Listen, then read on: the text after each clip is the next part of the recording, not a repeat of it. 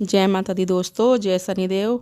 आज मैं आपको कर्ज से मुक्त होने के कुछ उपाय और लक्ष्मी जी का आगमन के कुछ सरल उपाय बताती हूँ। तो लिया हुआ कर्ज तो चुकाने से ही उतरेगा। अतः इस शीर्षक में कुछ ऐसी सरल सूत्र वास्तु शास्त्र के अनुसार बता रहे हैं कि जिसे अपनाने के बाद धन की देवी भगवती महालक्ष्मी अपनी नाराजगी दूर कर आप पर प्रसन्न हो जाएगी और परिणाम स्वरूप धन प्राप्ति के साधन अग्रस्त होंगे और आप उचित समय पर जो है अपनी किस्त चुका पाओगे, कर्ज से मुक्त हो जाओगे।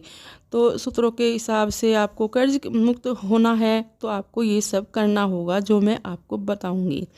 तो जो है आपको क्या करना है, ध्यान से सुनो।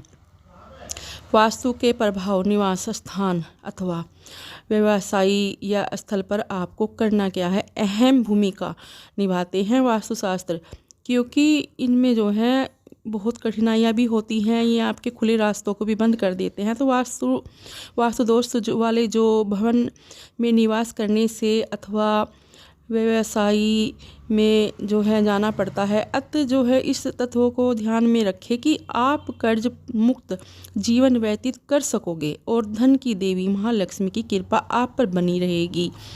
तो ध्यान से सुनो आप। ध्यान रहे कि भवन का निर्माण करते समय सीढ़ी जो है शयन कक्ष और पूजा घर या रसोई या शौचालय, स्नान घर, अध्ययन कक्ष आदि मुख्य दरवाजे के पास न बनवाएं। आपके समझ में आ गया। फिर आपको क्या करना है दूसरा, कि मुख्य गेट के जितने दूर होंगे उतने ही लाभदायक होंगे। मतलब जो सीढ़ी है आपकी, जो पूजा घर है, रसोई घर है, शौचालय है, वो जो है आपके मुख्य द्वार से दूर ही होने चाहिए, क्योंकि मुख्य गेट्स के जितने भी दूर होंगे उतना ही लाभदायक आपके लिए होगा। उसके आसपास ये चीज़ें नहीं होनी चाहिए। और शौचालय, स्नानघर, स्टोर, सीढ़ी, शयन कक्ष, अध्ययन कक्ष, ऑफिस यदि मुख्य द्वार से दिखाई नहीं देने चाहिए, क्योंकि ये भी सही नहीं होता। ये चीज़ें मुख्य द्वार से दिखाई नहीं देनी चाहिए।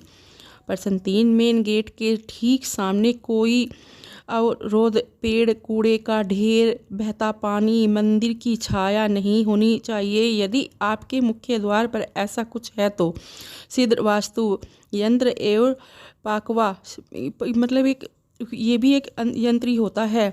जैसे सिद्ध वास्तु यंत्र होता है, ऐसे ही ये पाकवा मिरर लगावे। इससे जो है लक्ष्मी का आगमन आप पे प्रसन्न होकर लक्ष्मी का आगमन जो है आपके यहाँ होना शुरू हो जाता है। और रसोई घर, पूजा घर, शयन कक्ष, अध्ययन कक्ष और शौचालय व स्नान घर आदि कोई भी आमने सामने न बनवाए। इससे भी जो है आपकी ज़िंदगी में दिक्कतें आ सकती हैं। ये चीज़ें आमने सामने नहीं बनवानी चाहिए। 5वां सवाल है आपका कि दरवाजे ऐसे बनवाए जो एक दूसरे को न काटे, न ही दरवाज़ों के जो किवाड़ होते हैं आपस में टकराए। ये भी सही नहीं होता, इससे भी मतलब दिक्कतें आती हैं। और आपका जो है 6वां सवाल है, रसोई गैस, हवन कुंड जो है, जनरेटर, गीजर जो है, वायरल और भट्टी आदि दक्षिण पूर्व जो है, ये दक्षिण पूर्व में मतलब आंगन के कोने में लगवाए। आंगन की ये चीज़ें जो है बीच में कहीं भी नहीं लगवानी चाहिए, ये आंगन के कोने में ही लगवानी चाहिए। और आपका 7वां सवाल है, मुख्य द्वार के अंदर और बाहर श्री गणेश जी का चित्र, प्रतिमा लगवाए।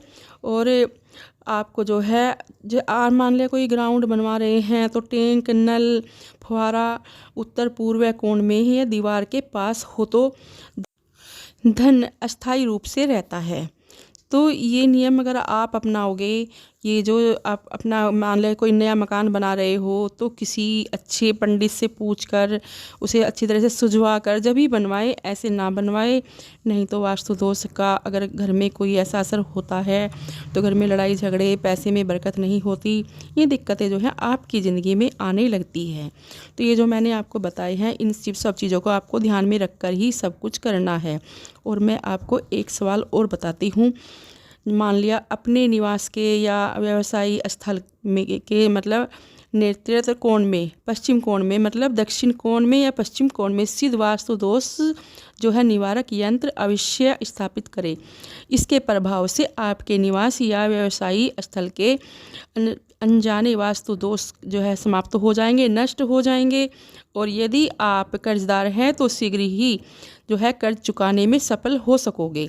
यह यंत्र सिद्ध किया हुआ है और आपको यह यंत्र जो है अपने घर में ज़रूर लगाना चाहिए, क्योंकि यंत्र ऐसी चीज़ होती है कि वास्तु दोष जो है नष्ट हो जाते हैं, ख़त्म हो जाते हैं। आगे के रास्ते आपके लिए कारोबार के खुलते हैं, आपके घर में लड़ाई झगड़े नहीं होते, सब कुछ अच्छा रहता है। तो हमें पहले से ही जो है अपना कोई नींव धरवा रहे हैं, मकान की बना रहे हैं, मकान बना रहे हैं, तो वो सोच समझ के ही बनाना चाहिए। किसी अच्छे पंडित से जानकारी ले, उसे दिखाए, सुझवाए और वहाँ पर जो भी होता है वो बताएंगे, उसी हिसाब से आप बनवाएं।